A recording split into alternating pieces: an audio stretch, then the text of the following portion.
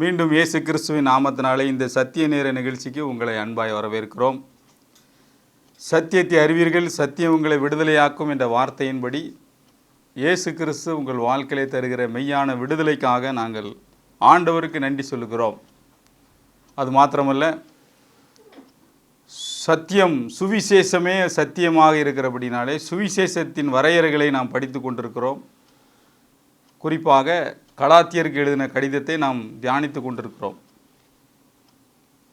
2 அதிகாரங்களை இதுவரை நாம் தியானித்திருக்கிறோம். முதல் அதிகாரத்திலே சுவிசேஷம் என்றால் ஒரிஜினல் காஸ்பல் எப்படி இருக்கும் என்று நாம் பார்த்தோம். அது நம்மளை விடுதலையாக்கும், கம்ப்ளீட்டாக நம்மளை விடுதலையாக்கும். ஆவி, ஆத்மா, சரீரத்திலே ஒரு விடுதலை அது தரும் என்று நாம் பார்த்தோம்.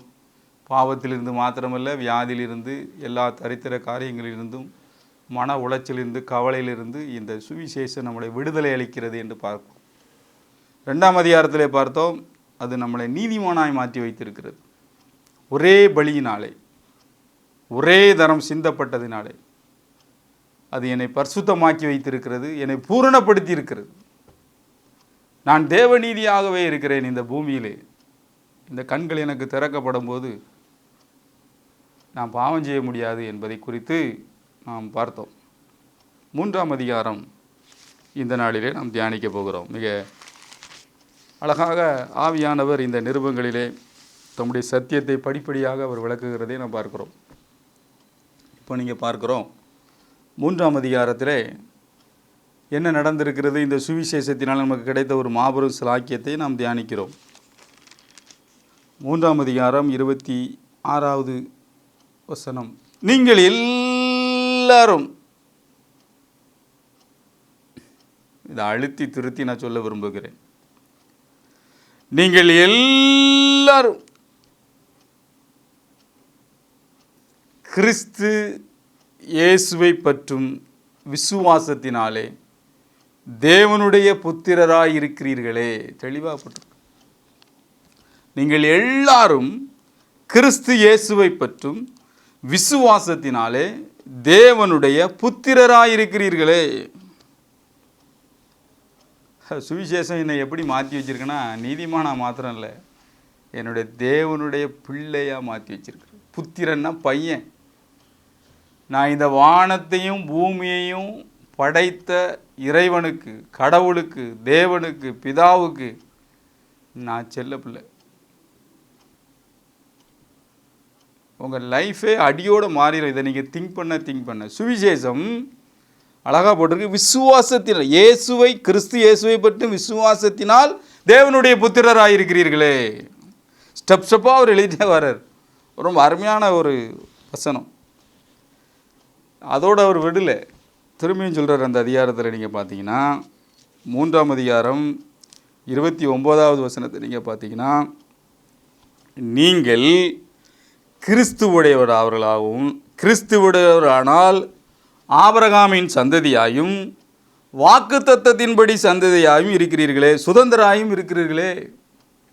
அடுத்த ஒரு ஸ்டெப் என்ன சொல்கிறாருன்னா, எப்போ நீ ஆபிரகாமுக்கு பிள்ளையாயிருதா இயேசுநாதரை ஏற்றுக்கொள்கிறேன்னா, ஏன்னா அவர் ஆபிரகாம் பையன், நீனும் ஆபிரகாமுக்கு பிள்ளையாகி.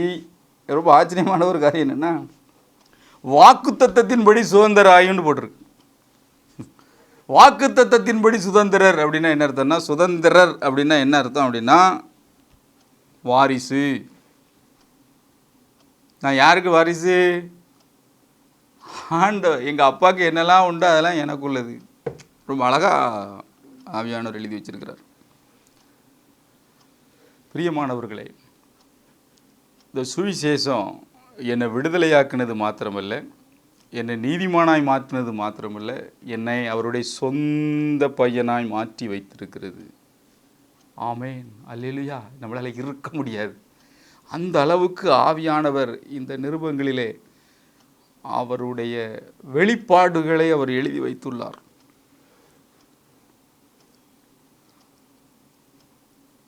அப்போ ஆபிரகாமுக்குடைய எல்லாம் ஆட்டோமேட்டிக்காக எனக்கு வந்துடுது. நீங்கள் பார்த்தீங்கன்னா, இடையில கொஞ்சம் முன்னையும் இந்த உபாகமத்தில் அந்த சாபங்கள் இதெல்லாம் கிடந்துச்சு. நியாயப்பிரமாணத்தின் இதெல்லாம் பாருங்கள், அவர் என்ன எழுதி வச்சுருக்காரு பாருங்கள். அதே 3ஆம் அதிகாரம் 8ஆம் வசனத்தை பார்த்தீங்கன்னா, 7 படிக்கேன். ஆகையால் விசுவாச மார்க்கத்தார்கள் எவர்களோ அவர்களே ஆபிரகாமின் பிள்ளைகள். மேலும் தேவன் விசுவாசத்தினாலே பிரஜாதிகளை நீதிமான்களாக்கிறார் என்று வேதம் முன்னார கண்டு உனக்குள்ளே சகல ஜாதிகளும் ஆசீர்வதிக்கப்படும் என்று ஆபிரகாமுக்கு சுவிசேஷமாய் முன்னறிவித்தது. இந்த காஸ்பல், இந்த வேர்டை நல்லா அட்டல் பண்ணிவிடு. சுவிசேஷம், அந்த சுவிசேஷம் யாருக்கனவே சொல்லியாச்சுப்பா. ஆபிரகாம் மூலம் முழு உலகத்துக்கும் ஆசீர்வாதம். அது மாத்திரமில்ல, 11ஆம் வசனத்தில் நீங்கள் பார்த்தீங்கன்னா 10-11, நியாயப்பிரமாணத்தின் கிரியைக்காரராகிய யாவரும் சாபத்துக்கு உட்பட்டிருக்கிறார்கள். நியாயப்பிரமாண புஸ்தகத்திலே எழுதப்பட்டவைகள் எல்லாம் செய்யத்தக்கவதாக அவைகளிலே நிலைத்திராதன் எவனோ அவன் சபிக்கப்பட்டான் என்று எழுதியிருக்கிறதே. நியாயப்பிரமாணத்தினாலே ஒருவனும் தேவனிடத்தில் நீதிமானாய் மாறுகிறதில்லை என்பது வெளியரங்கமாக இருக்கிறது. ஏனெனில் விசுவாசத்தினாலே நீதிமான் பிழைப்பான் என்று எழுதியிருக்கிறதே. நியாயப்பிரமாணமோனோ விசுவாசத்துக்குரியது அல்ல, அவைகளை செய்கிற மனிதனே அவைகளால் பிழைப்பான். மரத்திலே தூக்கப்பட்ட எவனும், மரக்கம்பம் அதான் சிலுவை, அதுதான் அதிலேருந்து வந்தது தான் கிருபைன்னு சொல்கிறோம்.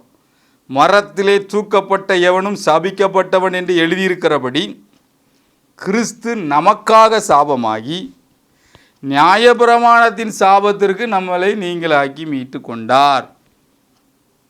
தெளிவாக இருக்குது. இதுக்கு மேலே கிளாரிட்டியாக எழுத முடியாது. என்னெல்லாம் இருந்துச்சோ அவ்வளோ சாபத்தையும் க்ளோஸ், முடிந்தது. இந்த பெரிய வெள்ளிக்கிழமை பிரசங்கம் கேட்கும் பார்த்தீங்களா, அந்த முடிந்தது பிரசங்கத்தில் இதுதான் சொல்லணும், முடிந்தது. நியாயப்பிரமாணத்தின் சாபத்திற்கு ஒரு முற்றுப்புள்ளி. என்ன முற்றுப்புள்ளி?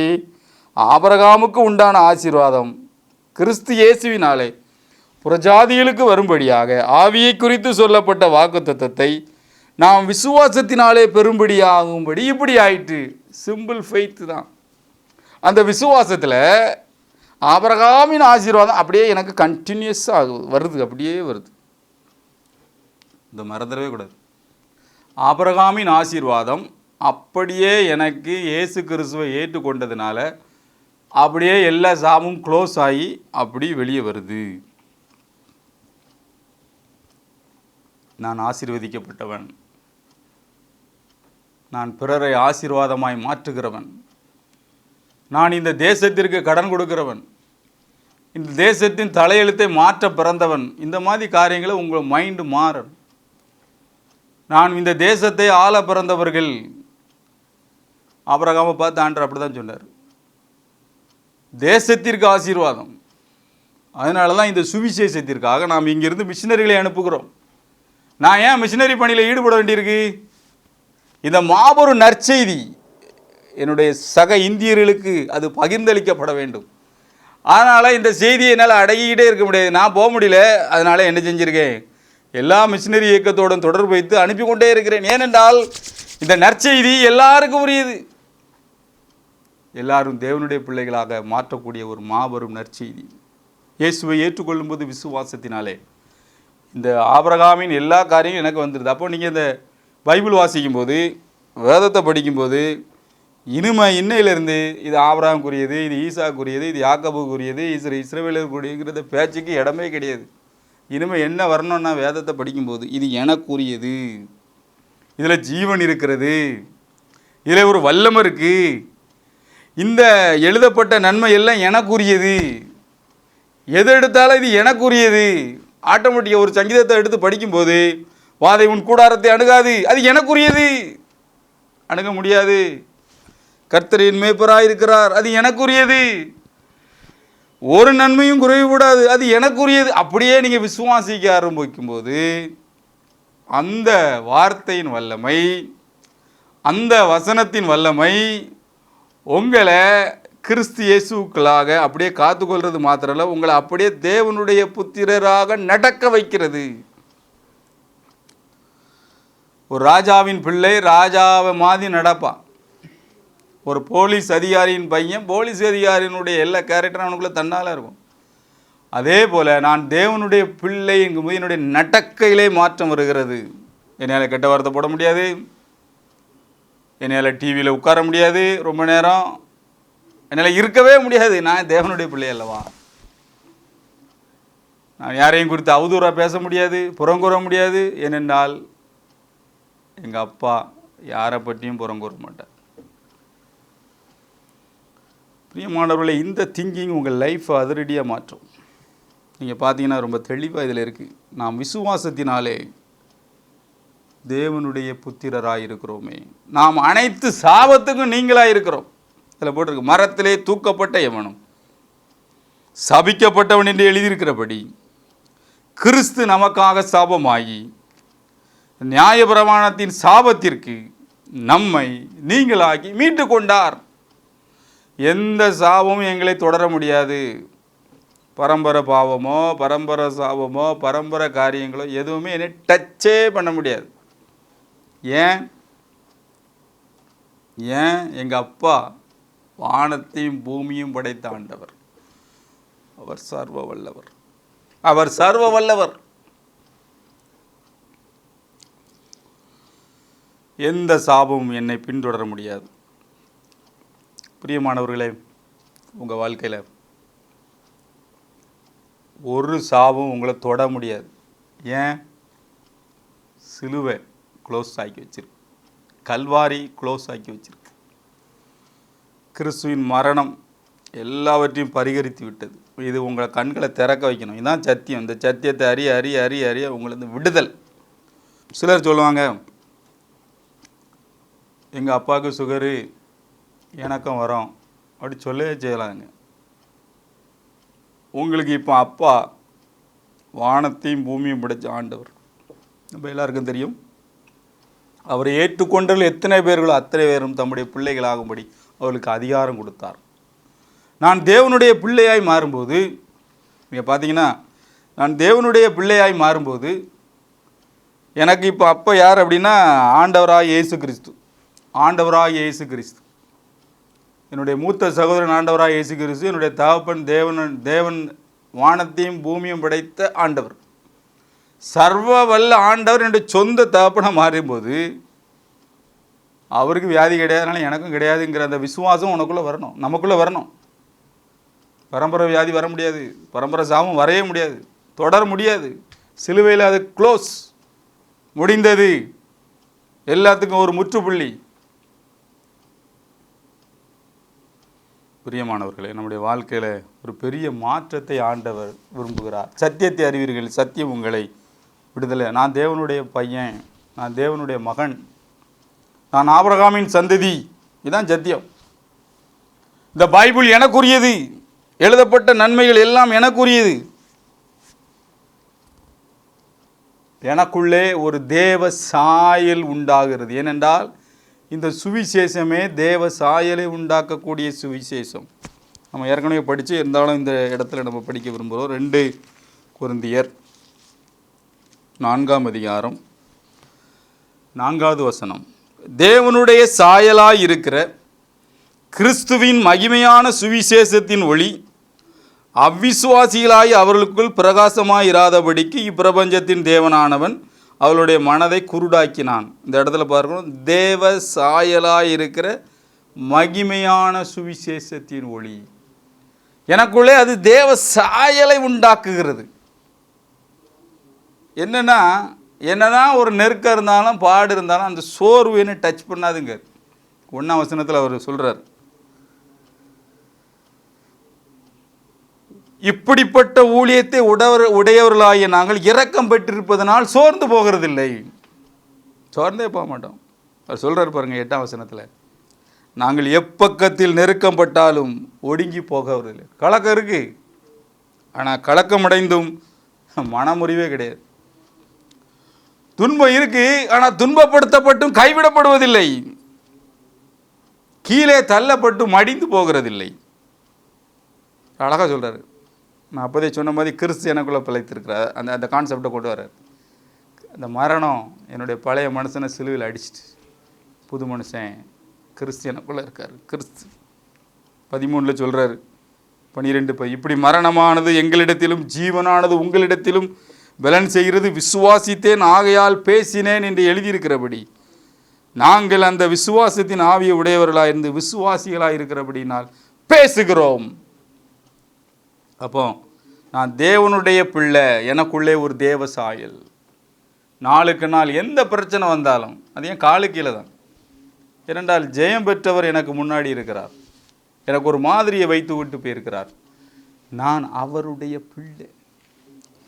இந்த ஒரு கான்செப்ட் எனக்கு வரும்போது என் லைஃப்பை மாற்றிடுது. சாதாரண ஒரு உயர் அதிகாரி அல்லது ஒரு பெரிய மந்திரியாக இருக்கிற பையன் கவலையப்பட மாட்டான் ஒரு வேலை வேணான்ட்டு. எனக்கு கவலையே கிடையாது. ஏனென்றால் எனக்கு இப்போ நான் யாருடைய பையன்னா தேவனுடைய பையன். தேவனுடைய பையன். எனக்கு அவர் ஒரு வேலை தர மாட்டாரா? என் வியாதியை டபக்குன்னு ஈஸியாக அவர் கேன்சல் பண்ணிட்டு போயிடுவார். ஒரு தொட்டு தானே முடிஞ்சு போச்சே. ஏன் நமக்கு அந்த விசுவாசம் எங்கே போச்சு? விசுவாசம் இந்த நாளிலிருந்து உங்களுக்குள்ளே அது உருவாகுது, உங்களை மாற்றுகிறது. விசுவாசத்தினாலே நீதிமான் பிழைப்பான், உங்களை பிழைக்க வைக்கும். பிரியமானவர்களே, இந்த நாளிலும் மாபெரும் நற்செய்தி என்று சொல்லும்போது அந்த நற்செய்தியினுடைய காரியம் என்ன அப்படின்னா, நான் விசுவாசத்தினால தேவனுடைய பிள்ளையாக இருக்கிறேன். வசனம் மாறாது, ஆண்டவர் மாறாது, இதை மாற்றவே முடியாது. ஒரே தரம் பலி செலுத்தி என்னை இப்படி பண்ணி வச்சிருக்கிறார். உங்கள் கண்ணு திறக்கப்படும் இயேசுவின் நாமத்தினால்.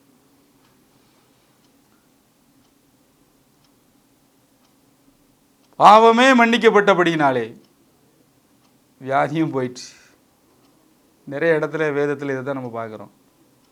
மகனே, உன் பாவங்கள் மன்னிக்கப்பட்டது, படுக்கையை எடுத்துக்கொண்டு எழுந்து நட. ரெண்டும் பார்க்கலாம். அவர் உன் அக்கிரமங்களை எல்லாம் மன்னித்து உன் நோய்களை குணமாக்கி. அது சைமல்டேனியஸ், அதாவது ஒரேடியாக நடக்கக்கூடிய ஒரு காரியம். இதை நாம் அப்படியே விசுவாசித்து நமக்கென்று எடுத்துக்கொள்வோம். இந்த வார்த்தை உங்களை வாழ வைக்கும். தலைகளை தாழ்த்தி ஜெபிப்போம். இயேசு கிறிஸ்துவின் நாமத்தினாலே எல்லா காரியங்களிலும் இன்றிலிருந்து ஒரு மாற்றம் உண்டாவதாக. நல்ல பிதாவே, நாங்கள் உங்களுக்கு நன்றி செலுத்துகிறோம். இயேசுவின் நாமத்தினாலே இதை கேட்டுக்கொண்டிருக்கிற ஒவ்வொருவருக்கும் கேட்கும்போதே அந்த விசுவாசம் பெருகட்டும் ஆண்டவரே. சமாதானம் பெருகட்டும், கிருபை பெருகட்டும். எல்லாவற்றிற்கும் மேலாக சந்தோஷமும் சமாதானமும் அவர்கள் இருதயங்களிலே இயேசுவின் நாமத்தில் ஆளுவதாக ஆண்டவர். வியாதிகள், எல்லா மனக்குழப்பங்கள் இயேசுவின் நாமத்தில் நீங்குவதாக. இந்த நாளிலும் கர்த்தாவே, நாங்கள் தேவனுடைய பிள்ளைகள் என்கிற அந்த நிச்சயம் எங்கள் எல்லாருக்கும் வசனத்தின் மூலம் கொடுத்தீரே. நன்றி ஆண்டவரே. அதிலே நிலைத்து நிற்க கிருபைகளை தருகிறீர். நன்றி ஆண்டவரே. இயேசு நிமித்த வேண்டுகிறோம் நல்ல பிதாவே. ஆமேன், ஆமேன்.